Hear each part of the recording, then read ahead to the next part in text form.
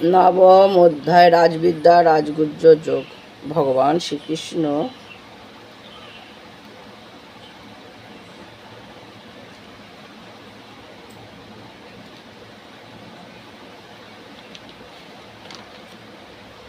পরম জ্ঞানের কথা বলিতেছেন, যাহা শ্রেষ্ঠ বিদ্যা শ্রেষ্ঠ জ্ঞান, যাহা অবগত হইলে ভববন্ধন মোচন হয়। তিনি বললেন, আমি অপ্রাকাশিত মূর্তিতে পৃথিবী ব্যাপিয়া রয়েছি, মানে যাহা চোখে দেখা যায় না তার মধ্যেও আমি আছি।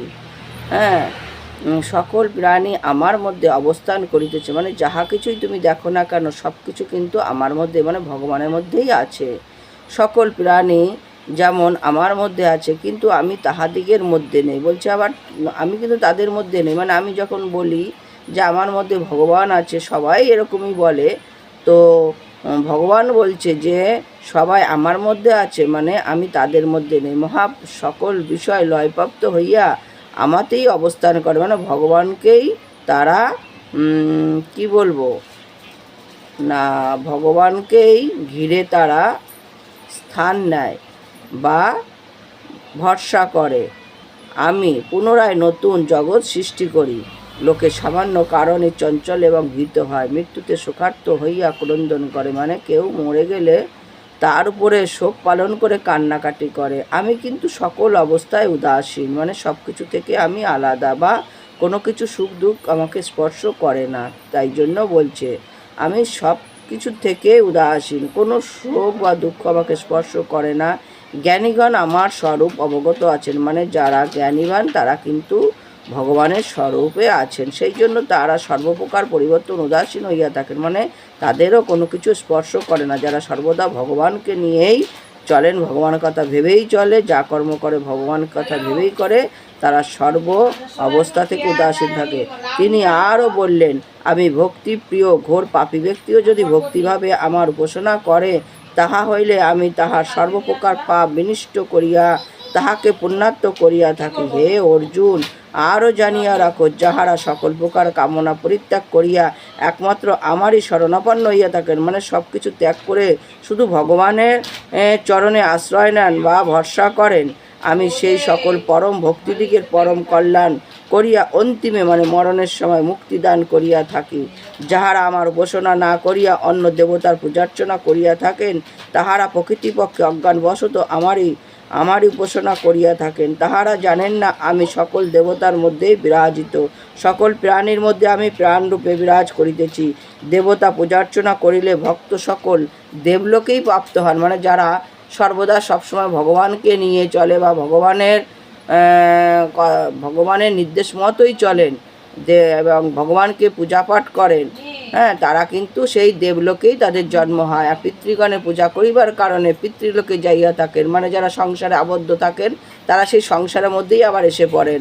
আমার আরাধনা বা ভজনা করিলে ভক্তগণ আমাকেই লাভ করিয়া থাকেন, মানে যারা সর্বদা ভগবানের নাম কীর্তন করিয়া থাকেন তারা কিন্তু সেই ভগবানকেই পেয়ে থাকেন।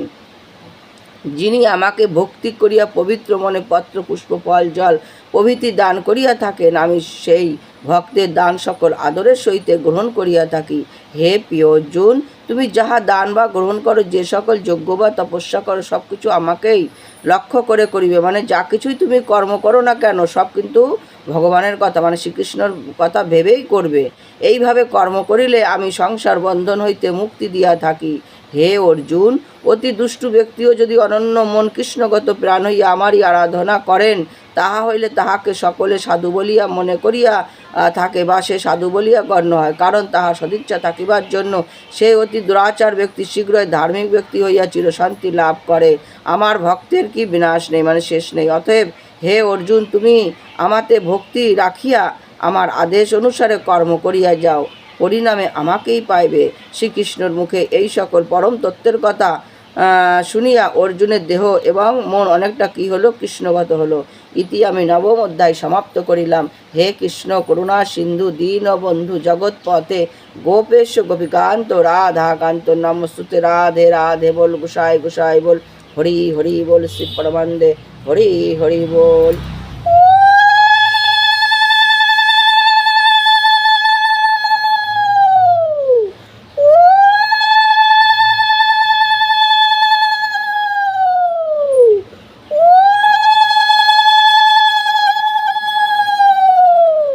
হে ঋষিকেশ, হে জনার্দন, হে কৈতৈয়, হে পরম ব্রহ্ম সনাতন, হে গোরাকেশ, হে অখিল, হে সখে, হে মধুসূদন, হে কেশিনাসূদন, তোমার চরণে, তোমার সম্মুখে, তোমার পশ্চাতে, তোমার চতুরাদিকে আমি সহস্র সহস্র কোটি কোটি প্রণাম দিলাম গোপাল, তুমি গ্রহণ করো।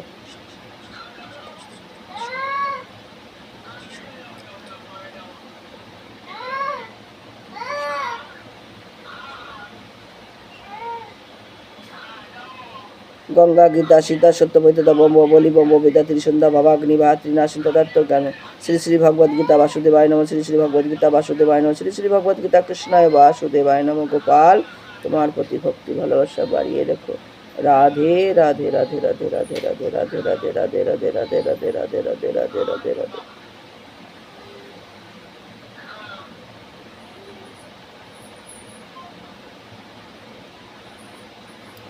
আমার কিছু ভুল ত্রুটি হলে তোমরা সবাই ক্ষমা করে দিও বন্ধু। তো রাধে রাধে।